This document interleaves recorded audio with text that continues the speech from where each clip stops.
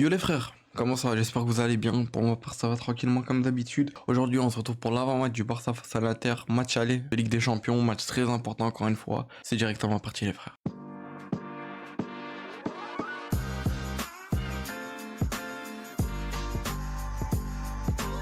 Avant de commencer l'avant-match, on va juste parler un peu de news qui touche le club. Voilà, hier, pour ceux qui ont vu, il y a eu la victoire en finale de Youth League des U19. Victoire 4-1 face à Trabzonspor. Je sais pas si j'ai bien dit, voilà, vous m'excuserez. Ils ont gagné 4-1 sous les ordres de Juliano Belletti. On le sait, pour ceux qui le savent, il est ancien joueur du Barça, même lui qui avait marqué en finale face à Arsenal en 2006, il me semble. Ils ont fait le triplé, ça a été magnifique.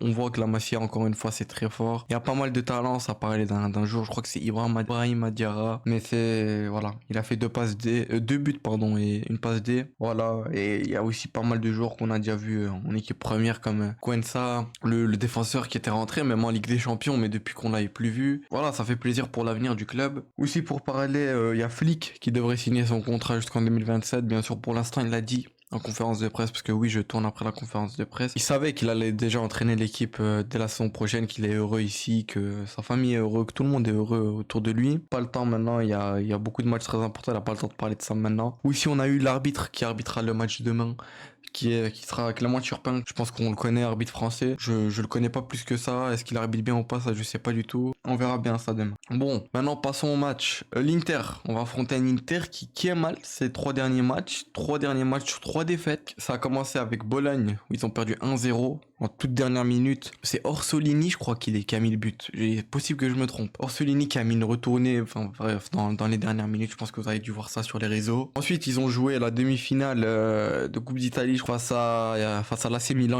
Voilà, leur derby, leur classico. Ils l'ont perdu 3-0. Même s'il n'y avait pas tout l'effectif au complet, on sait qu'ils misent tout un peu sur la Ligue des Champions. Ensuite, ils ont joué contre l'AS Roma. Ils ont perdu 1-0. 1-0 aussi. Ils ont joué très récemment. Ils ont joué le lendemain. Enfin, nous, on a joué le 26, eux le 27. Donc ouais, ils ont un jour de moins de repos que nous, on va dire. Même si le lendemain, ça n'a pas trop été un repos. L'équipe devrait rentrer. Ils ont fait la fête. Enfin bref. Ils ont perdu leurs trois derniers matchs. C'est vrai que ça peut être une situation inquiétante. On peut se dire, ils sont mal. On peut aller confiant, mais faut pas oublier que c'est une équipe qui est très forte. Faut pas l'oublier. Il y a beaucoup de qualité dans cet effectif. Il y a Lautaro Martinez, Barella. On sait qu'il y a l'absence de Benjamin Pavard qui est officiel. On avait notamment l'absence de Marcus Thuram, mais qui maintenant, ce que j'ai vu, participe à l'entraînement, mais ne sera pas titulaire. On ne jouera peut-être même pas du tout face au Barça. En tout cas, il a participé à l'entraînement, ce que j'ai vu. Voilà, on sait que c'est une équipe, beaucoup de gens disent, que c'est l'opposé du Barça en termes de tactique, etc. On verra bien Saint-Debain. On sait qu'il joue très régulièrement en 3-5-2. Elle est toujours sous les ordres de Simeone Inzaghi. On s'en souvient. Il était encore sous les ordres quand on avait joué contre eux, sous Xavi, où il y avait eu les vols, enfin bref. On va pas en reparler ici, mais je pense qu'on s'est vengé un peu de toutes les équipes pour l'instant avec Flick, qui nous avait fait du mal précédemment. C'était tout pour eux au niveau de leur actu à eux. On sait qu'ils sont mal. Après, on sait que c'est aussi un match de Ligue des Champions. Tout peut se passer en Ligue des Champions. Eux sont très déterminés à aller en finale, comme nous, bien sûr.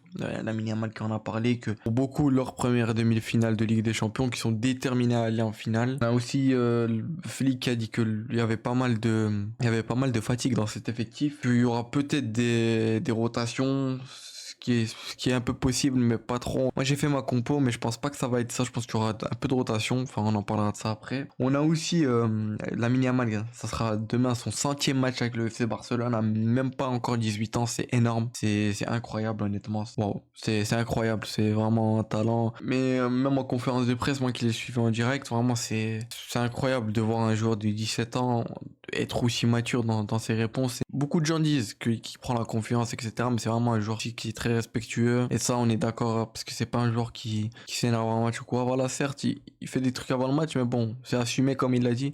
Il a dit le jour où je ferai un truc avant le match et qu'on me battra, là, on pourra dire ce qu'on veut de moi. Et pour l'instant, ils m'ont pas battu. Donc voilà, il a totalement raison. Vraiment, à son âge, il a une maturité. C'est comme Koubarsi, bien sûr. Koubarsi qu'on oublie beaucoup, mais Koubarsi qui est lui aussi incroyable. On espère pour lui le Golden Boy. Je pense qu'il le mérite totalement. Certes, il y a Désiré Doué, etc. Mais pour moi, comment dire, de constance, vraiment, Poko Barcia a été, waouh. Que ça soit déjà l'année passée, il aurait pu dire qu'il méritait, mais bon, Yamal avait fait une saison extraordinaire, pris l'Euro. Un coup Barcia a pris les JO, lui il n'est pas là à l'Euro malheureusement. On a aussi Flick qui a parlé par rapport au gardien, il a dit que Szczesny restera le numéro 1 en Ligue des Champions.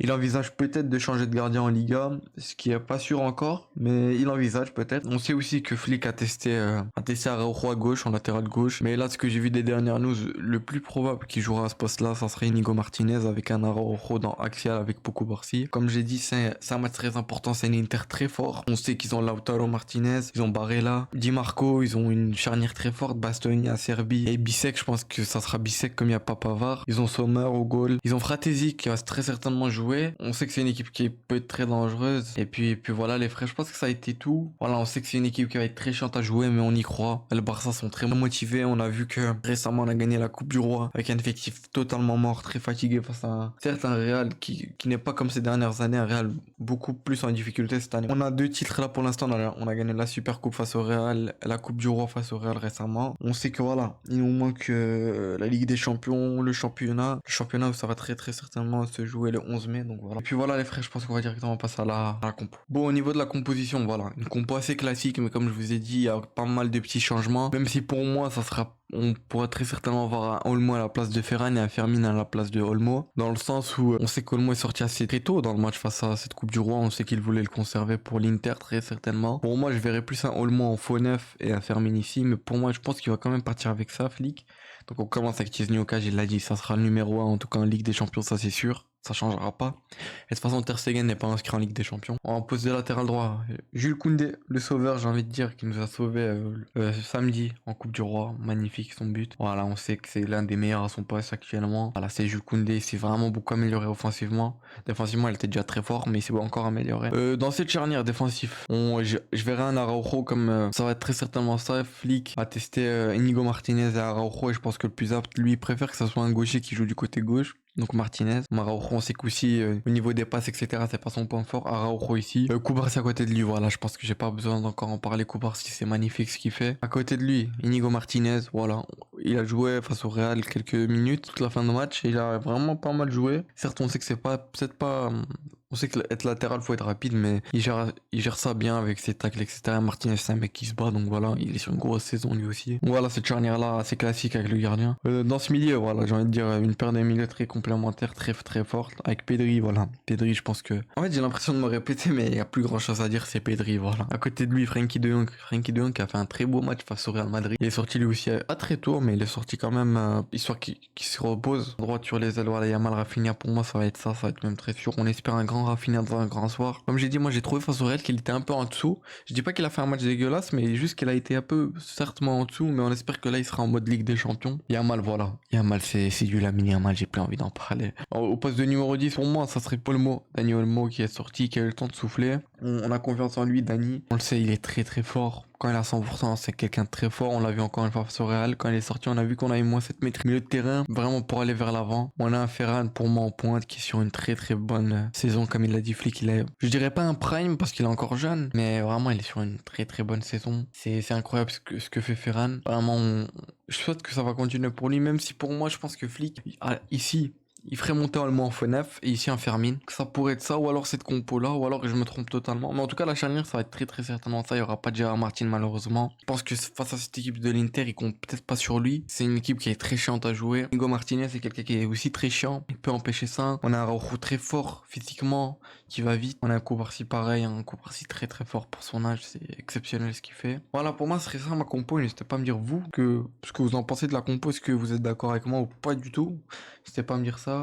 Et puis voilà les frères, ça aurait été tout pour cet avant-match. Est-ce que vous êtes serein pour le match? Est-ce que vous pensez que le Barça va aller en finale de Ligue des Champions? Pour moi voilà, je pense qu'on a fait pas le plus dur bien sûr, mais on a gagné cette Coupe du Roi qui était très très compliquée avec un effectif très fatigué. On peut aller chercher ce triplé, on le rappelle, le championnat va très certainement jouer sur le Classico qui arrive le 11 mai dans une dizaine de jours. Et puis voilà les frères, c'est Azro, prenez soin de vous, on se retrouve mercredi pour le débrief du match. On espère une victoire du Barça, j'allais dire une grosse, mais juste déjà une victoire serait magnifique. On a confiance à cette équipe. Voilà les frères, prenez soin de vous, c'était Azro, ciao les frères.